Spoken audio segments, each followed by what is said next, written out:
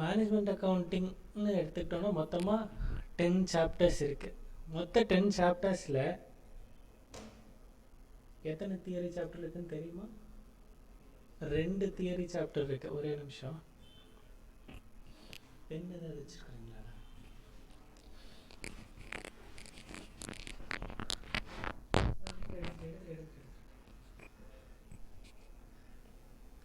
First chapter and 9th chapter வந்து theory chapter. கன்ஃபார்மாக இந்த ரெண்டுத்துலேருந்தும் ஒரு 7 மார்க் வந்துடும். ஓகேவா? இந்த தியரியை வந்து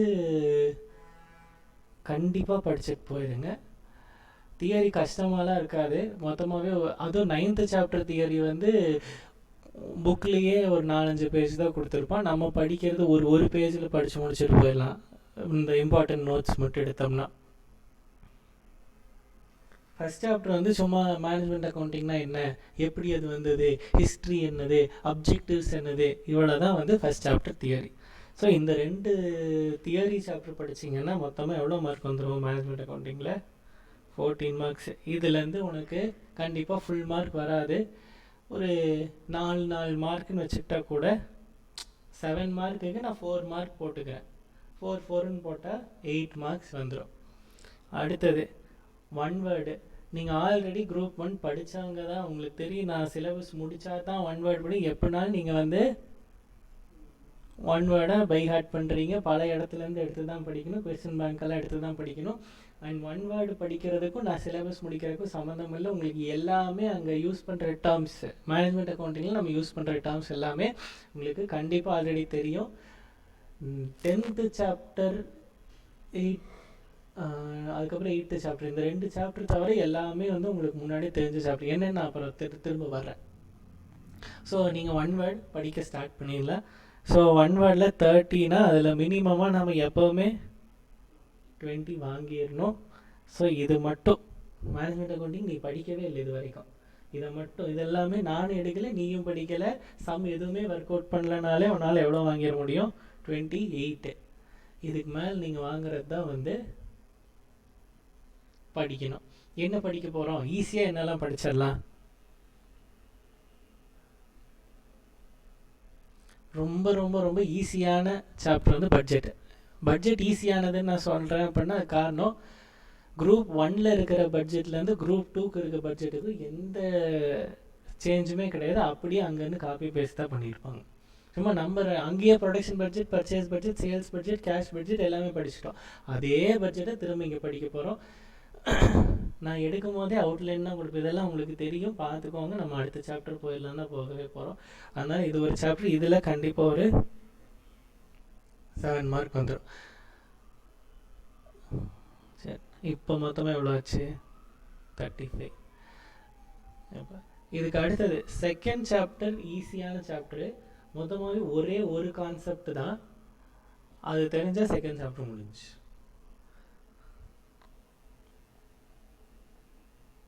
இந்த 3 ஒரே சாப்டர் தான், 3, 4, 5. ஆனால் ஈஸியாக இருக்க போகிறது இல்லை, கஷ்டமாக தான் இருக்கும். 3, 4, 5 விடாதீங்க. அதுதான் ஃபைனலுக்கு பேஸு. அது என்னென்னா மார்ஜினல் காஸ்டிங். நான் குரூப் 1ல் மார்ஜினல் காஸ்டிங் படிக்கும்போது சொன்னேன், இங்கேயே புரிஞ்சு படிச்சுட்டு வாங்க. நீங்கள் அந்த ஃபார்முலா மனப்பாடம் பண்ணிட்டு வந்தீங்கன்னா குரூப் 2ல் வந்து சம் போட முடியாது அப்படின்னு. ஏன்னா இங்கே நம்ம குரூப் 1ல் வந்து டேட்டா மட்டும்தான் கொடுத்துருப்போம். அதில் வந்து பிரேக் ஈவன் பாயிண்ட் என்னது, மார்ஜின் ஆஃப் சேஃப்டி என்னன்னு கொஸ்டினை டைரெக்டாக கேட்டிருப்போம், அதை ஆன்சர் பண்ண போகுது. இங்கே வந்து நம்ம தான் டெசிஷன்ஸ் எடுக்கணும், ஷார்ட் டேர்ம் டெசிஷன் மேக்கிங். அதுக்கப்புறம் வந்து நான் இதை பர்ச்சேஸ் பண்ணுறதா இல்லை வந்து மேனுஃபேக்சர் பண்ணுறதா. இப்போ நான் வந்து ஒரு மோட்ரு மேனுஃபேக்சர் பண்ணிகிட்ருக்கேன். அதுக்கு வந்து இந்த சைடில் இந்த கப்பு மாதிரி ஒன்று போட்டு வெளியில் க்ளோஸ் பண்ணுறாங்களே மோட்ரு, இந்த ஃபேன்லாம் இருக்கும், அதை க்ளோஸ் பண்ணுறான். அந்த கப்பு மாதிரி போடுறத வந்து நம்ம வெளியிலேருந்து வாங்கலாம், இல்லை நம்மளே தயாரிச்சுக்கலாம். இப்போ இந்த 2 ஆப்ஷனில் எது வந்து பெனிஃபிஷியலாக இருக்கும்? எத்தனை யூனிட்டுக்கு மேலே போனால் நம்ம வந்து மேனுஃபேக்சர் பண்ணலாம், எத்தனை யூனிட்டுக்கு மேலே போனால் நம்ம வந்து கீழே வந்து நம்ம வந்து வெளியிலேருந்து வாங்கலாம். இந்த டெசிஷன்ஸை நம்ம தான் எடுத்து நம்ம சொல்லணும். ஸோ இது 3, 4, 5 ஃபுல்லாகவே வந்து மார்ஜினல் காஸ்டிங் தான்.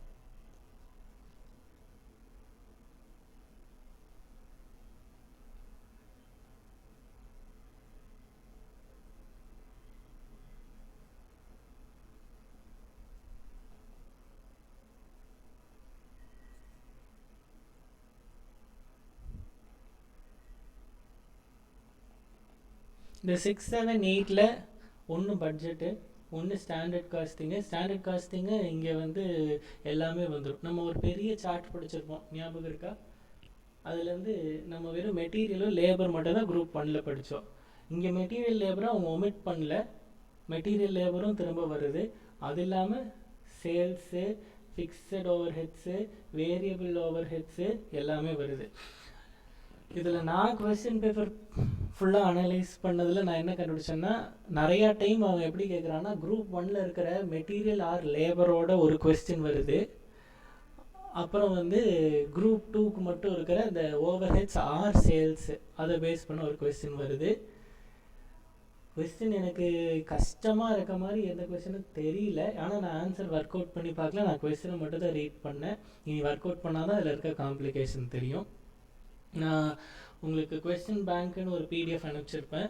மேனேஜ்மெண்ட் அக்கௌண்டிங்க்கு அனுப்பிச்ச கொஸ்டின் பேங்க் வந்து உங்களோட பாஸ்ட் கொஸ்டின் பேப்பரில் இருக்கிறத தான் நான் கன்சாலிடேட் பண்ணி இந்த டிசம்பர் 2025 வரைக்கும் இருக்கிற பாஸ்ட் கொஸ்டின் பேப்பர்ஸை சாப்டர் வைஸ் கன்சாலிடேட் பண்ணது தான் உங்களோட கொஸ்டின் பேங்க்கு. அடுத்தது சாப்டர் 8 வந்து ஃபினான்ஷியல் மேனேஜ்மெண்ட் தெரிஞ்சது. Cost of capital, present value factor எல்லாமே தெரிஞ்சிருக்கணும். ஒர்க்கிங் கேபிட்டல் மேனேஜ்மெண்ட் அப்படின்னு இது 3 சாப்டரையும் நம்ம வந்து ஃபினான்ஷியல் மேனேஜ்மெண்ட்டில் படிப்போம். அதுவும் இம்பார்ட்டண்ட்டு. நான் இம்பார்ட்டண்ட்டுன்னு சொல்கிறது 2 தான். ஒன்று மார்ஜினல் காஸ்டிங் தெரியணும், இன்னொன்று வந்து அந்த ஃபினான்ஷியல் மேனேஜ்மெண்ட்டில் இருக்க அந்த ஒரு சாப்டர் தெரியணும். ஏன் அது தெரியணும்னா இது ரெண்டுமே வந்து ஃபைனலுக்கு வரும். அதுக்காக நான் இங்கே இம்பார்ட்டன்ட்டுன்னு சொல்கிறது இதுக்கு. இது எப்படினாலும் இப்போவே ஆல்ரெடி 35 ஒன்றுமே படிக்காமல் 35 வர்றதுக்கு என்ன பண்ணணும்னு பார்த்துட்டோம். இதுக்கு மேலே அங்கே இங்கேயும் ஸ்டெப் மார்க் வாங்கினீங்கன்னா கூட போதும், பாஸ் பண்ணிடலாம். சரி, லாஸ்ட்டு சாப்டர் வந்து ஸ்டாட்டிஸ்டிக்ஸ்.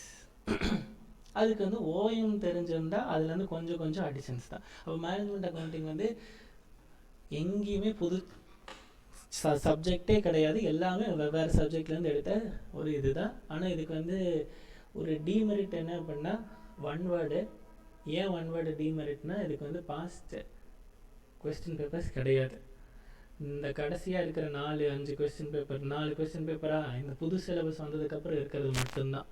இப்போ காஸ்ட் அக்கௌண்டிங், அக்கௌண்ட்ஸ் எல்லாம் நீங்கள் குரூப் 1ல் படிச்சிங்க. கொஸ்டின் பேங்க் வேணும் அப்படின்னா உங்களுக்கு 2012லேருந்து எனக்கு தெரிஞ்சு ஒன்றும் மாற்றல. அவங்க அதே சிலபஸ் தான், புக்கை மட்டும் தான் சும்மா பிரிண்ட் மட்டும் தான் மாற்றிருப்பாங்க. But management accounting completely new subject, one word ஃபுல்லாகவே புதுசாக தான் கேட்டாகணும். என்ன கேட்பாங்கன்னே தெரியாது. அதுதான் அந்த 20 மார்க்கே உங்களோட இந்த 20 மார்க் இருக்குல்ல, இதுதான் நம்மளோட பிரச்சனையே.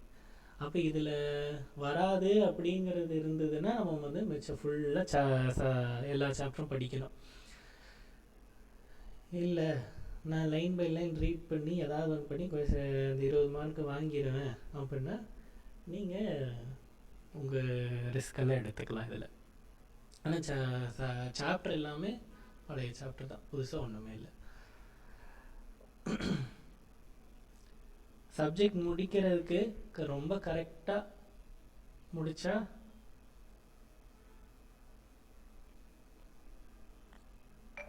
12 கிளாஸ் போதும். 2 தியரி சாப்டர் எடுக்கிறதுக்கு ஒரு நாளில் முடிச்சிடலாம், அதுவே அதிகம். இவ்வளோ தான் theory chapter, first chapter theory. இதே மாதிரி நான் 9th சாப்டர் தியரியும் எடுத்துருவேன். இதுக்கு வந்து ஒரு நாள்லாம் ஆகாது, 15 நிமிஷம் அரை மணி நேரத்தில் முடிச்சிடுவேன். அதுக்கப்புறம் மிச்சம் எல்லா சாப்டரும் ஒரு 1.5 கிளாஸ் ஆகும், 1 ஃபுல் கிளாஸ், அதுக்கப்புறம் ஒரு ஹாஃப் கிளாஸ். இதுதான் வந்து மிச்சம் இருக்கிற 8 சாப்டர்ஸ்க்கான இது. பட்ஜெட்டு பெருசாக எடுக்கிற டைம் ஆகாது, அதனால் 12 கிளாஸஸ் போதும். பட்டு நமக்கு எங்கே டைம் ஆகும்னா எஃப்எம் வந்து ரொம்ப லேட் ஆகிட்டே இருக்கும். உங்களோட மொத்த டைமையும் நீங்கள் ஃபினான்ஷியல் மேனேஜ்மெண்ட்டுக்கு தான் கொடுக்கணும், கிளாஸ்லேயும் சரி எக்ஸாம் பாயிண்ட் ஆஃப் வியூலேருந்து சரி. ரிசல்ட் வர்றதுக்கு முன்னாடி முடிஞ்ச அளவுக்கு நம்ம வந்து மேனேஜ்மெண்ட் அக்கௌண்டிங் சப்ஜெக்டை முடிக்க ட்ரை பண்ணலாம். முடித்து நீங்களும் படித்து முடிச்சிடுங்க. நான் முடிக்கிறது இல்லை, நீங்களும் படித்து முடிச்சிட்டிங்கன்னா இந்த தியரி சாப்டர்லாம் படிச்சிட்டிங்கன்னா ரிசல்ட்டு பாசிட்டிவாக வந்துட்டால் பிரச்சனையே இல்லை, நீங்கள் இது மட்டும்தான் இருக்கும். நெகட்டிவாக வந்துட்டால் நீங்கள் அதையும் படிக்கணும் இதையும் படிக்கணும். அதனால் எந்த அளவுக்கு வேகமாக நம்ம இந்த 2 மாதத்தில் குரூப் 2 படிக்கிறோமோ அந்த அளவுக்கு வந்து உங்களுக்கு நல்லது.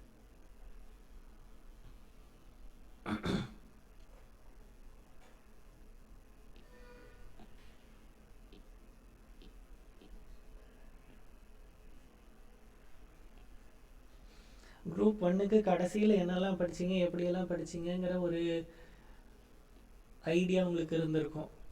இந்த குரூப் 1 ஸ்டார்டிங்கில் படித்த மாதிரி கொசன்னு இதை பாதி அதை பாதி அதை பாதி இதை பாதின்னு படிச்சுட்டு இருக்காதீங்க. லாஸ்ட்டில் ஒரு கிளாரிட்டி வந்திருக்கும்ல, எக்ஸாம் போகிறக்கு ஒரு 15-20 நாள் முன்னாடி, அப்போ பிரித்து படிச்சிருப்பீங்கல்ல, அதை வந்து இப்போலேருந்தே குரூப் 2க்கு பண்ண ஆரம்பிச்சிட்டிங்கன்னா குரூப் 2வை சீக்கிரம் படித்து முடிச்சிடலாம். நான் முன்னாடி ஏன் குரூப் 2 ஈஸின்னு சொல்லிவிட்டேன், ஏன்னா வந்து எல்லாத்துலேயும் தியரி இருக்கிறது மட்டும்தான். என்னென்னா அதுலேயே 30% வெயிட்டேஜ் தியரிக்கு போயிடும். இப்போ எஃப்எம்னு எடுத்துக்கிட்டிங்கன்னா பிடிஏல 30% தியரிக்கு போயிடும். அது இல்லாமல் எஃப்எம்ல தியரி கொஸ்டின் 2 வரும். அப்போ ஆல்மோஸ்ட் உனக்கு 30 மார்க்ஸு ப்ளஸ் ஒரு 44 மார்க்ஸ் தியரி கொஸ்டின்ஸ் வந்துடும். அதுக்கு மேலே இருக்கிறது தான் நீ சம் போட்டு வாங்க போகிறீங்க. அதுக்கப்புறம் அதுலேருந்து எஃப்எம்ல 1 வேர்டு வேறு வரப்போகுது. அப்போ நீங்கள் கிட்டத்தட்ட 60 மார்க் பக்கம் தியரியும் 1 வேர்டு எழுதி 40 மார்க்குக்கு தான் நீங்கள் சம் போட போகிறீங்க. அதனால தான் குரூப் 2 ஈஸி. ஆக்சுவலாக குரூப் 2 வந்து ஈஸி கிடையாது. எக்ஸாம் பெர்ஸ்பெக்டிவ்லேருந்து ஈஸி, கான்செப்ட் பெர்ஸ்பெக்டிவ்லேருந்து குரூப் 2 ஈஸியில் குரூப் 1 தான் ஈஸி. அங்கே அக்கௌண்ட்ஸு லா இதெல்லாம் வந்து ஆல்ரெடி எங்கேயாச்சும் ஃபவுண்டேஷனில் காலேஜில் அது இதுன்னு படிச்சிருப்பீங்க. இங்கே படிக்கிறது அப்படி இருக்காது. சரி,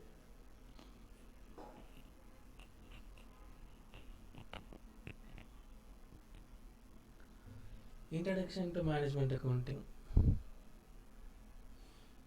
மேனேஜ்மெண்ட் அக்கௌண்டிங்னா என்ன? மேனேஜ்மெண்ட்னா என்ன, அக்கௌண்டிங்னா என்ன டெஃபினேஷன் அங்கே கொடுத்துருப்பாங்க. அதை படிச்சுட்டு இதுதான் மேனேஜ்மெண்ட் அக்கௌண்டிங் அப்படின்னு எனக்கு கஷ்டப்பட்டு அங்கே படித்து சொல்லாத. சிஎம்ஏ தான்டா, காஸ்ட் அண்ட் மேனேஜ்மெண்ட் அக்கௌண்டன்ட் தான்டா, என்னடா பண்ண போகிறீங்க? காஸ்ட்டை மேனேஜ் பண்ண போகிறோம்.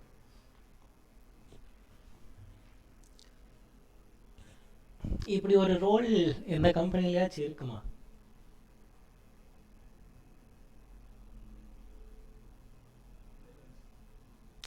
மேனேஜ்மெண்ட் அக்கௌண்டன்ட் அப்படிங்கிற ரோல் பார்த்துருக்கீங்களா? கேள்விப்பட்டிருக்கீங்க? அக்கௌண்டன்ட் இருக்கும், அது வேணால் அக்கௌண்டிங் அசோசியேட் அப்படின்னு வேணால் ஒரு அசோசியேட்டை பின்னாடி சேர்த்திக்குவாங்க. அப்புறம் அக்கௌண்ட்ஸ் மேனேஜர் ஆயிடுவாங்க. அதுக்கப்புறம் ஃபினான்ஸ் ஜென்ரல் மேனேஜர் அப்படின்னு போட்டு வச்சுருப்பாங்க. அதுக்கு மேலே போனால் டைரக்டர் ஃபினான்ஸ். இவ்வளோ தான் பார்த்துருக்கோம். மேனேஜ்மெண்ட் அக்கௌண்டன்ட்டுங்கிற ரோல் பார்த்துருக்குறீங்களா?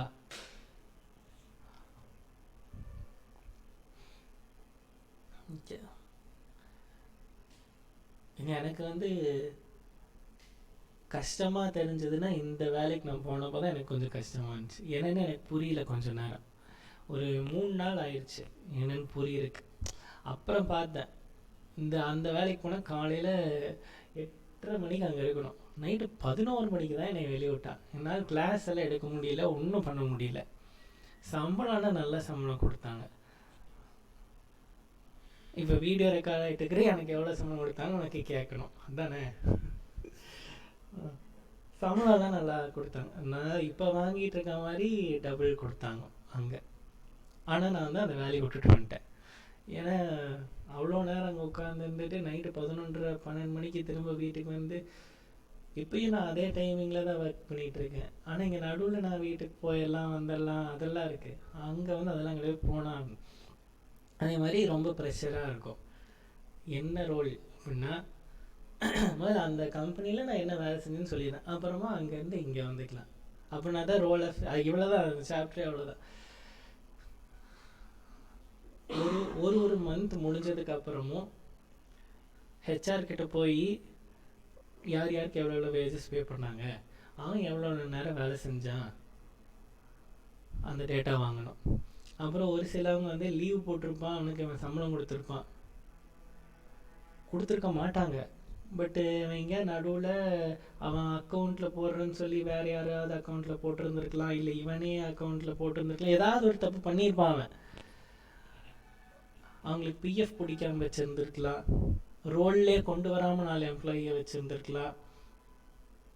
அடுத்தது இது வந்து வெறும் ஹெச்ஆர் கிட்ட மட்டும். இதே மாதிரி ஆஃபீஸோட ஹெச்ஆர், இதே மாதிரி ஃபேக்ட்ரிக்கு ஒரு ஹெச்ஆர் இருப்பாங்க, அவங்கக்கிட்ட போகணும், அவங்கக்கிட்ட இந்த டேட்டாலாம் கலெக்ட் பண்ணணும். அடுத்தது இதுக்கு போகணும், அது என்ன, வேர் ஹவுஸில் போயிட்டு எவ்வளோ மெட்டீரியல் உள்ளே வந்தது அது எல்லாத்துக்கும் வந்து அந்த இன்வெர்ட் ஸ்லிப்பு போட்டிருக்காங்களா அதை செக் பண்ணணும். அவன் இன்வெர்ட் ஸ்லிப் போட்டதுக்கும் மெட்டீரியல் உள்ளே இருக்கிறதுக்கும் கவுண்ட் கரெக்டாக இருக்கா அப்படிங்கிறத மேட்ச் பண்ணணும். அவன் அங்கேருந்து எங்கே மெட்டீரியல் இஷ்யூ பண்ணுவான், ப்ரொடக்ஷன் ஃப்ளோருக்கு. அவன் அங்கே அவுட் போட்டிருப்பானா, அதெல்லாம் இங்கே இன்னும் வந்திருக்கா, அந்த மெட்டீரியல்லாம் இங்கே கரெக்டாக இருக்கா, இதெல்லாம் நீ எண்ணி பார்க்க முடியாது. ஏன் எண்ணி பார்க்க முடியாது? டைம் இல்லை. அவன் இன் போட்டிருப்பான்ல, இன்னும் போட்டதெல்லாம் எண்றதுக்கு நீ பார்த்துட்டு இருந்தீங்கன்னா அதெல்லாம் பாதி வந்து அவுட்டு போயிடுச்சு, அந்த மெட்டீரியல்லாம் ப்ரொடக்ஷனுக்கு போயிடுச்சுன்னு சொல்லிடுவானா. அப்போ அவன் இன்னும் 10 யூனிட் போட்டிருப்பான், அங்கே வேர் ஹவுஸில் எத்தனை தான் இருக்கும், 5 யூனிட் தான் இருக்கும். ஏன்னா மிச்சம் 5 யூனிட் கேட்டால் அவன் எங்கே போயிடுச்சுன்றான், ப்ரொடக்ஷனுக்கு போயிடுச்சுன்றான். சரி, ப்ரொடக்ஷனுக்கு வந்து ப்ரொடக்ஷனில் அந்த 5 யூனிட் இருக்கான்னு பார்த்தா ப்ரொடக்ஷனில் 15 யூனிட் இருக்கும். போன மாதம் கொடுத்தது, இந்த மாதம் கொடுத்தது, இதெல்லாம் சேர்ந்துருக்கும். அப்புறம் பாதி வெத்திருப்பாங்க. ஸோ நம்ம இங்கே படிக்கிற ஃபார்முலாஸ் எல்லாத்தையும் அங்கே போய் கொஞ்சம் லாஜிக்காக அப்ளை பண்ணால் மட்டும்தான். வெறும் ஃபார்முலா பேப்பர் மட்டும் எல்லா டேட்டாவும் ஒழுங்காக கொடுத்துட்டாங்க அப்படின்னா ஓகே. அங்கே இருக்கவங்க யாருமே படிச்செல்லாம் இருக்க மாட்டாங்க. ஒரு வயசான தாத்தா ஒரு இத்தினோண்டு பேப்பர் எழுதி வச்சு பேப்பர் துண்டாக கொடுப்பாரு, நமக்கு என்னன்னே புரியாது. என்னோட பெரிய பிரச்சனை என்னவா இருந்தது அப்படின்னா, எனக்கு இந்த சைக்கிள்லாம் புரிஞ்சுது. இங்கே வர மெட்டீரியல் அங்கே கொண்டு போய் கொடுக்குறான், அங்கே வர மெட்டீரியல் அங்கே கொண்டு போய் கொடுக்குறான்னு. நான் போனது வந்து ஒரு டெக்ஸ்டைல், அதான் இந்த பூமா, அதுக்கப்புறம் இந்த மாதிரி பெரிய பெரிய பிராண்டுக்கு இவங்க மேனுஃபேக்சர் பண்ணி லேபிள் பண்ணி கொடுத்துருவாங்க, அவங்க பிராண்டில் வந்து மார்க்கெட் பண்ணிக்குவாங்க. இதுதான் எனக்கு என்ன அங்கே தெரியல அப்படின்னா, அவன் வந்து ப்ரொடக்ஷன் வந்து வெவ்வேறு ஸ்டேஜஸ் ஆஃப் ப்ரொடக்ஷன், இங்கே கேட்டால் அங்கே இருக்குன்னா, அங்கே கேட்டால் அங்கே இருக்குன்னா, எதுக்கப்புறம் என்ன நடக்குங்கிறதே எனக்கு தெரியல. கட்டிங் பண்ணுவாங்க, அதுக்கப்புறம் அதில் பட்டன் வைக்கிறாங்க, பட்டன் வச்சதுக்கப்புறம் அயன் பண்ணுறாங்க, டை போச்சுன்னா டைக்கு எடுத்துகிட்டு போகிறாங்க. இதில் வந்து கட்டிங் பண்ணுற இடத்துல ஒரு ரிஜெக்ஷன் நடக்குது, அதுக்கப்புறம் ஸ்டிச் பண்ண இடத்துல ஒரு ரிஜெக்ஷன் நடக்குது. நம்ம வேலை என்னென்னா எல்லா இடத்துல நடக்கிற ரிஜெக்ஷனும் எவ்வளோ பர்சன்டேஜ் ஆஃப் ரிஜெக்ஷன் நடக்குது, எவ்வளோ வேஸ்டேஜ் ஆகுது, எத்தனை பேர்த்துக்கு சம்பளம் தேவையில்லாமல் கொடுத்தா, நைட் ஷிஃப்ட் வேலை செய்யக்கூடாது, அதனால கரண்ட் எவ்வளோ லீக்கேஜ் ஆகுது, அதிகமாக கரண்ட் செலவாகும்ல அது. இதுலேருந்து எல்லா டேட்டாவும் எடுத்து மாதம் ரிப்போர்ட்டு. இதை வந்து அவங்க கொடுக்குற டைம் வந்து 10th 30th முடிஞ்சால் 10th முடிக்கணும். அந்த இதை வந்து எல்லாரும் சேர்ந்து 20ஆம் தேதி தான் முடிப்பாங்க. ஏன்னா முடிக்கவே முடியாது, ஒன்று டேட்டா அவைலபிலிட்டி இருக்கவே இருக்காது. இவங்க ப்ரொடக்ஷனில் இருக்கவங்கலாம் வந்து உட்காந்து பேப்பரில் எவ்வளோ யூனிட் மேனுஃபேக்சர் செஞ்சேன்னு எழுதுறது கிடையாது. அவங்கள பொறுத்த வரைக்கும் எவ்வளோக்கு எவ்வளோ வேகமாக பண்ணியிருக்கிறோம், எத்தனை வெளியில் கொடுத்துருக்கோம், இது மட்டும்தான். அவங்ககிட்ட டேட்டா இருக்காது, எத்தனை உள்ளே வந்துச்சு, எத்தனை வெளியில் போச்சு, யார் யாருக்கு எவ்வளோ கொடுத்தேன், எதுவுமே அவன் வச்சுருக்க மாட்டான். அதனால வந்து இது எல்லாத்தையும் பார்த்துட்டு எவ்வளோ செலவாச்சு, எவ்வளோ அதிகமாக செலவாச்சு, எப்படி காஸ்ட்டை கட் பண்ணணும், எவ்வளோ பேர் இன்எஃபிஷியண்ட்டாக இருக்காங்க, ஸ்டாண்டர்ட் காஸ்டிங்கில் படிக்கிறோமா, எத்தனை பேர் இன்எஃபிஷியண்ட்டாக இருக்காங்க, இதை கண்டுபிடிக்கிறது தான் மேனேஜ்மெண்ட் அக்கௌண்டன்ட்டோட ரோல். நம்ம ஏன் இதை பெருசாக பார்க்கறதில்ல அப்படின்னா, நிறைய பக்கம் டெக்னாலஜி வந்துருச்சு. இப்போ நாங்கள் வேலைக்கு போன கம்பெனிலே நிறைய டெக்னாலஜி அடாப்ட் பண்ணியிருந்தாங்க. இப்போ நீங்கள் டிமார்ட்டுக்கெல்லாம் போகிறீங்க, டிமார்ட் ஐக்கியா போயிருக்கீங்களா? பெங்களூரு, ஹைதராபாடு, இங்கெல்லாம் பெங்களூர் போயிருக்கிறேன், ஆனால் ஐக்கியா போனதில்லை. அங்கே போயிட்டு ஒரு பொருளை நீ வெளியில் எடுத்துகிட்டு வந்தினாலே, நீ அதை போய் பில்லாம் பண்ண வேண்டாம், வெளியில் எடுத்துகிட்டு வந்தினாலே அதுக்கான பில் அமௌண்ட் வந்து டக்குன்னு தெரிஞ்சிடும், கார்டை டேப் பண்ணிவிட்டு வெளியில் வந்துடலாம். இப்போ இந்த இது ரீல்ஸ் எல்லாம் பார்த்தீங்கன்னா, அமேசானோட ஸ்டோரு இருக்குது, நீங்கள் போய் பொருள் எடுக்க உன்னோட பேஸ்கெட்டில் போட அதோட அமௌண்ட் ஏறிட்டே போகும், வெளியில் வரும்போது உன்னோட கார்டில் அந்த அமௌண்ட் தானாக போயிடும். இந்த அளவுக்கு டெக்னாலஜி வந்துருச்சு அப்படின்னா நாளைக்கு வந்து எந்த தேவையும் இல்லை மேனேஜ்மெண்ட் அக்கௌண்டன்ட்டுக்கு, எல்லாமே தெரிஞ்சிடும்.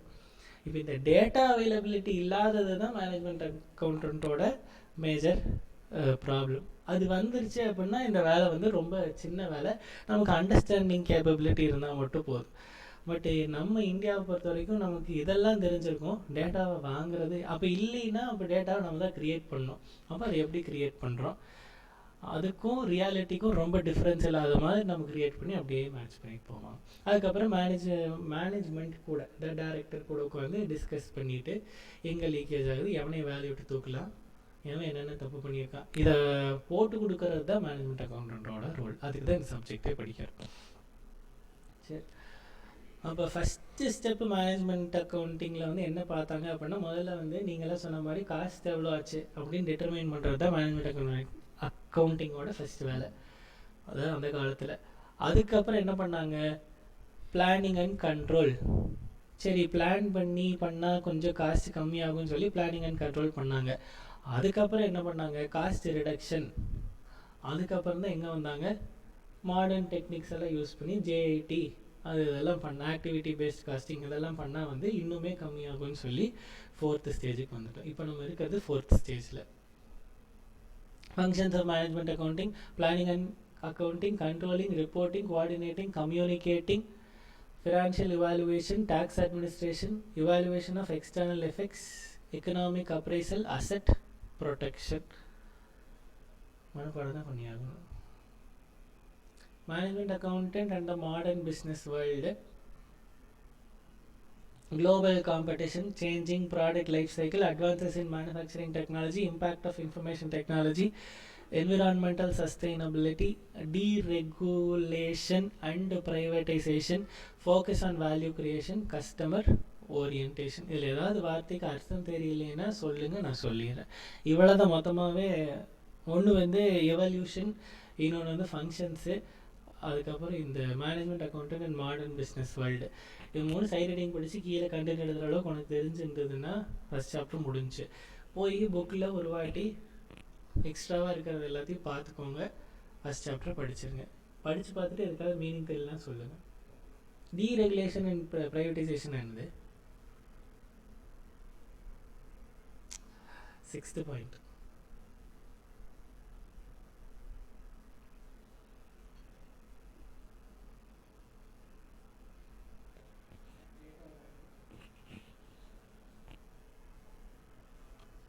ஒரு கம்பெனினே யோசிக்கக்கூடாது.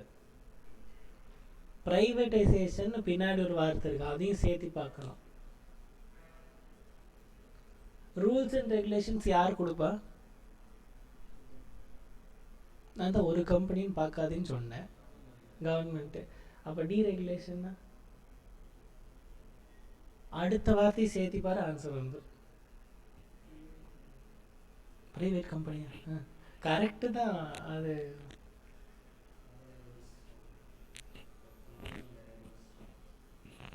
இப்போ முதல்ல பிஎஸ்என்எல் மட்டும்தான் இருந்தது, ஞாபகம் நீங்கள் பார்த்துருப்பீங்களான்னு தெரியாது. பிஎஸ்என்எல் மட்டும் இருந்த காலத்தில் உயிரோடவே இல்லை, நீங்கள பிறக்கவே இல்லை.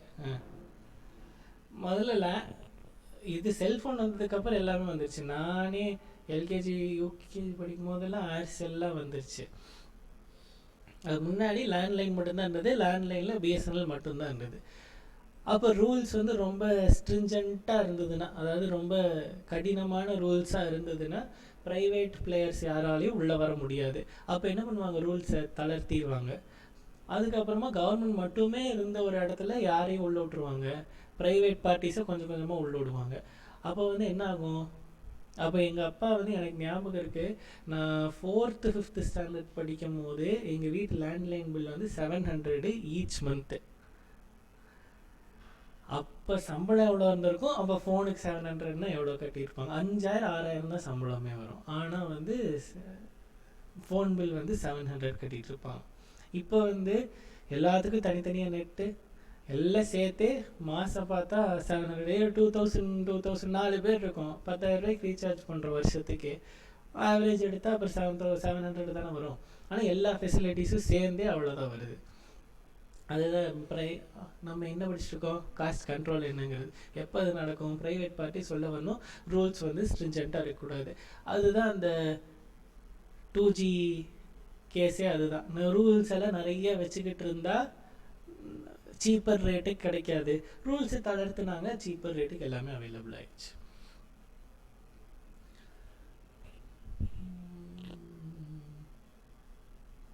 சேஞ்சிங் ப்ராடக்ட் லைஃப் சைக்கிள் தான் என்ன?